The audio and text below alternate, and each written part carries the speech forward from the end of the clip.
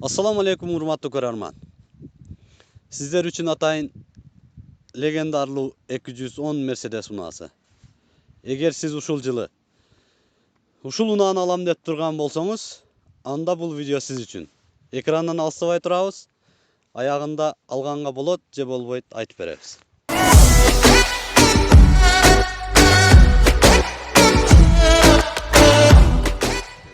1995 жылы элдин сүймөнчүлүгүнө айланган Mercedes-Benz 124 легендарлуу унаасынан кийинки поколение.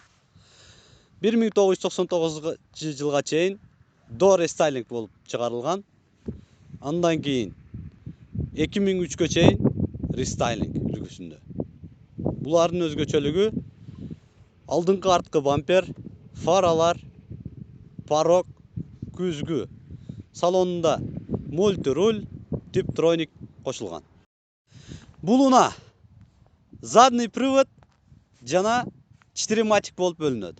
Читириматик эмне десеңиз, 4 дөңгөлөк аракетте. Электрондук стабилизаторлордун негизинде сизди кышында аң-паңды карабай айдаганга мүмкүнчүлүк берет. Негизи бул унаа автомат коробка жана механик болуп бөлүнөт. Автомат коробка 95-96 жылдары 4 ступкалуу, андан кийин 5 ступкалуу. Ал эми 99дан 2003гө чейин типтроник коюлган. Заводдон өтө сапаттуу чыккандыгына байланыштуу. Жакшы тейленген автоунаа алсаңыз, сизге анчейин коробкасынан проблема жаралбайт. Ал эми механика болсо жөнөкөй болгондуктан анчейин кыйынчылык жаратпайт. Өзгөчө бул унаада автомат коробка өтө баалаганат.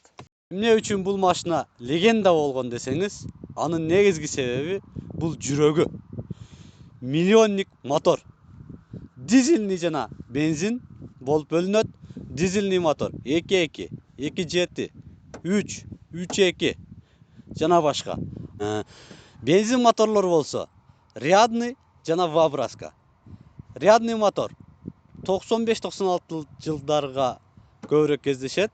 Объемдору 2, 2.3, 2.8, 3.2 жана 4.2.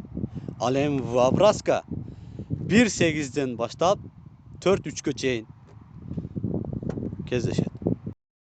V-образный 2.4, 2.8, 3.2 моторлору 6 цилиндр 12 свечадан. Ал эми 4.3 болсо 8 цилиндр 16 свечадан турат.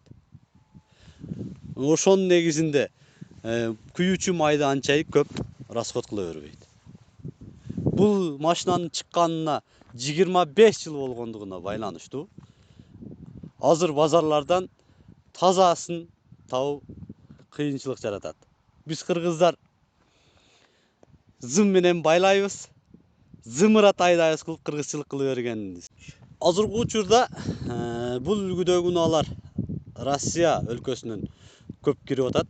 Ошон үчүн алуу учурунда парокторуна, негизи эле кузовдун астыңкы жагына көбүрөөк көңүл буруңуздар. Себеби чирик көбүрөөк болгонуна байланыштуу жолдо жүргөнүңүзгө бир аз кооптуураак. Бул машина объемуна кузов шайкеш келгендиктен динамикасы жакшы, расходу да канча көп эмес. Шаар ичинде 12, ал эми трассада 8. Общий 10го расчет кылып айдасаңыздар болот. Ал эми ушул видеонун башталышындагы суроого кайта турган болсок, мен өзүм 3 жылдан бери айдайм бул машинаны, 3.2 объем. 3 жылдын ичинде көп деле акча короткон жокмун. Себеби көп бузулган жок. Ошон үчүн сиздер эсли жакшы сакталган 210 рестайлинг 3.2 объемдо автомат коробкада тапкан болсоңуздар, алууңуздарды сунуштайт элем. Ушуну менен биздин эң алгачкы видеобуз аягына келип жетти. Сиздер биринчи видео болгонуна байланыштуу көп жаман комментарий жазбайсыздар деген ойдомун. Бул видео жаккан болсо лайктан басыңыздар. Көп айтыла турган сөздөр бар эле. Кеч киргенине байланыштуу. Ушуну менен жыйынтыктайлы. Кийинки обзорго кайсы машинаны сунуш кыласыздар, комментарийге жазып кетиңиздер. Биз албетте ал машинаны сиздер үчүн тартып беребиз.